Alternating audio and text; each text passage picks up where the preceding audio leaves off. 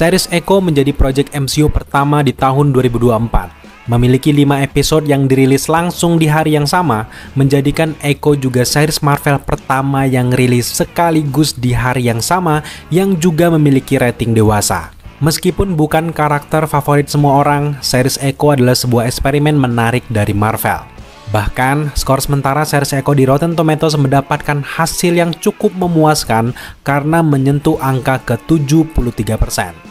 Setelah menyaksikan episode pertamanya, kita langsung mengetahui posisi series ini di timeline-nya MCU. Echo berlatar pada tahun 2025, 5 bulan setelah akhir cerita dari series Hawkeye.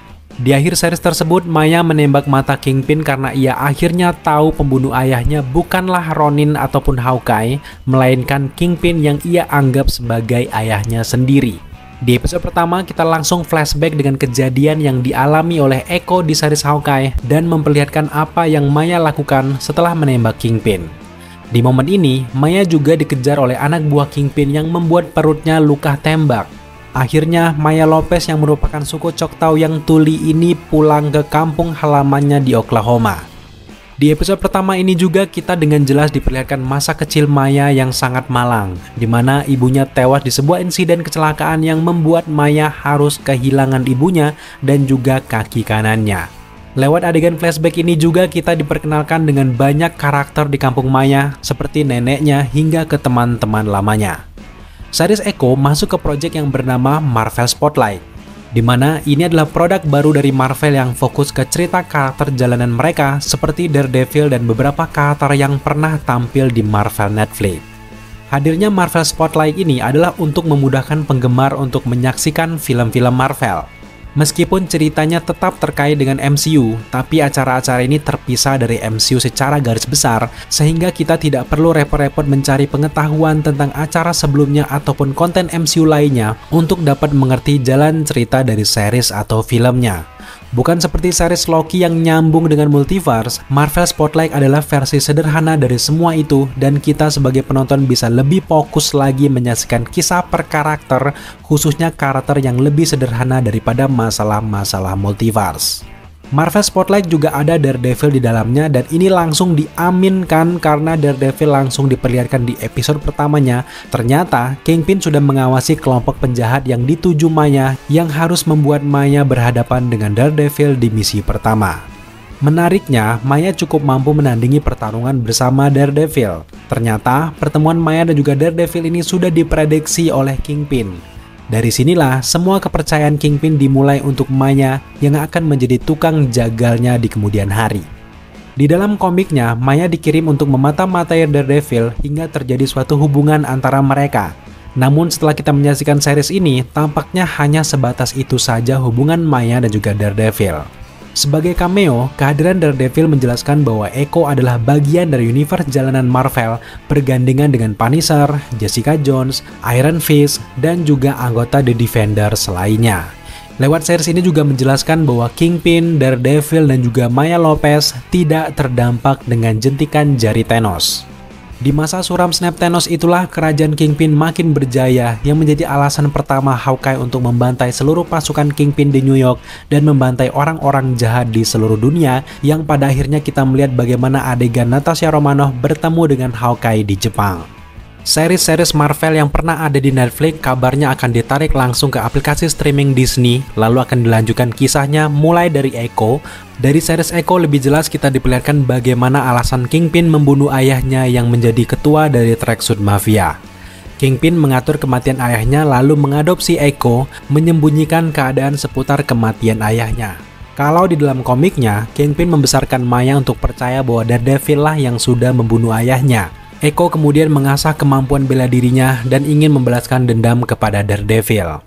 Di MCU dibuat sedikit berbeda, Hawkeye sebagai Ronin lah yang menggantikan Daredevil. Semua itu jelas untuk membuat jalan konektivitas antara universe Daredevil dengan MCU.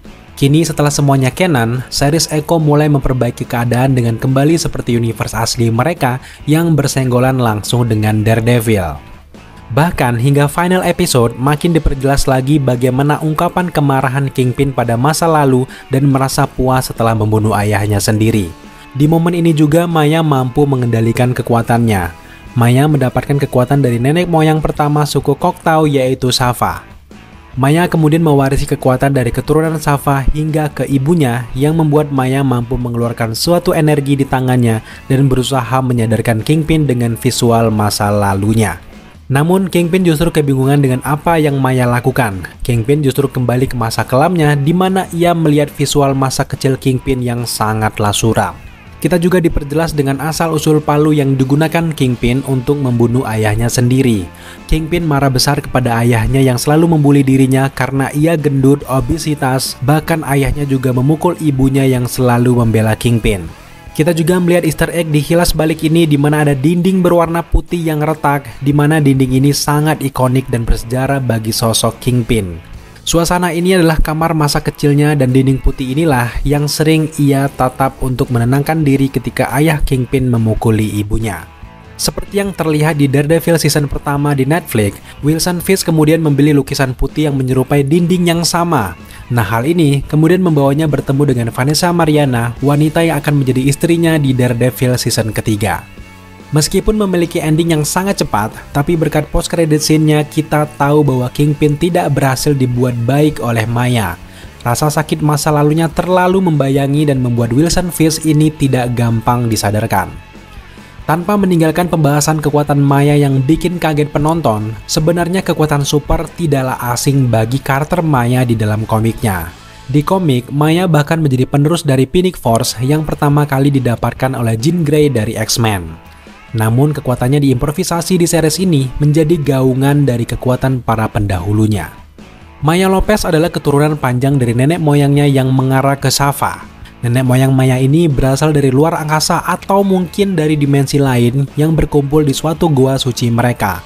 Lalu pada suatu hari terjadi bencana yang membuat goa ini runtuh, namun akhirnya mereka semua selamat berkat munculnya portal yang mengarahkan mereka ke bumi untuk pertama kalinya, sekaligus juga mereka menjadi cikal bakal lahirnya suku Choctaw untuk pertama kalinya. Sejak saat itu, suku ini berkembang biak menetap di bumi, lalu hidup berdampingan dengan suku lainnya hingga di era modern Maya dan keluarganya menjadi suku asli di daerah Oklahoma. Isu-isu rasis juga terasa antara bangsa kulit putih dan juga suku Choctaw. Namun di season pertama ini, Maya mendapatkan kekuatan yang bisa kita lihat dari kedua tangannya yang sangat bercahaya. Kekuatan yang disebut Echo atau bergema ini mampu menggabungkan semua elemen kelebihan nenek moyang mereka. Yang pertama ada Sava, lalu kekuatannya turun ke keturunannya yaitu Loak pada abad ke-13, Tuklo pada tahun 1800-an, dan yang terakhir ada nenek dan juga ibu dari Maya yaitu Chula dan juga Taloa. Setiap nama yang kita sebutkan tadi ternyata memiliki karakter dan mewarisi kemampuan kuat dari Sava. Loak memiliki kemampuan kekuatan dan juga kelincahan, Tuklo memiliki kemampuan menembak yang jitu serta keberanian, kekuatan kreativitas dan juga visi yang kuat dimiliki oleh Chula, dan juga kekuatan penyembuhan dan juga empati dimiliki oleh Taloa. Dari semua keahlian dan juga kekuatan tadi, kemudian disatukan lalu disalurkan ke tubuh Maya Lopez lewat kekuatan mistik dari Sava yang akhirnya mampu menggemakan kekuatan mereka menjadi satu dan digambarkan di kedua tangan Maya yang bersinar dan membentuk simbol dari Choctaw. Dengan kekuatan gema ini, Maya bahkan dapat memindahkan kekuatannya ke orang yang ia kehendaki seperti nenek dan juga sepupunya. Bahkan lewat kekuatan itu juga, Maya bisa masuk ke dalam pikiran seseorang dan melihat bagaimana masa lalu orang tersebut. Maya bisa melihat trauma dari Kingpin dan mencoba menyadarkannya. Nah, kekuatan seperti ini tentu akan sangat potensial untuk masa depan Maya di MCU. Di dalam komik, kekuatan Echo mirip seperti Taskmaster, karena Maya dapat meniru kemampuan bertarung siapapun yang dilihatnya dengan sempurna. Nah, kalau di live action, karena Taskmaster sudah memiliki kemampuan itu, MCU sepertinya tidak ingin keduanya punya kekuatan yang mirip, makanya diubahlah Maya dengan kekuatan dari nenek moyangnya. Sama seperti Miss Marvel yang tidak lagi melar karena Marvel tidak ingin kekuatannya sama dengan Mr. Fantastic. Kini, Maya bisa masuk kemanapun dengan kekuatan itu, bahkan dengan kekuatan yang lebih kuat dan juga unik, Maya bisa bergabung dengan para Avengers untuk melawan sesuatu yang jauh lebih besar seperti Multiverse War. Meskipun kedengarannya berlebihan, dengan kekuatan ini, Maya sudah menempati salah satu superhero wanita terkuat di MCU. Dengan mengubah nenek moyang Maya berasal dari dimensi lain, jelas Marvel punya tujuan yang besar untuk Maya ke depannya.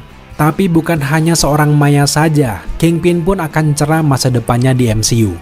Kingpin kini mengarah ke cerita di mana ia akan menjadi wali kota dari New York. MCU sudah mulai men-setup cerita utama dari Kingpin di dalam komiknya, di mana ia juga memperluas jaringan dan juga kekuatannya dengan menjadi wali kota New York. Sekaligus, alur cerita ini menjurus ke cerita Daredevil dan juga Spider-Man yang akan berhadapan dengan Kingpin.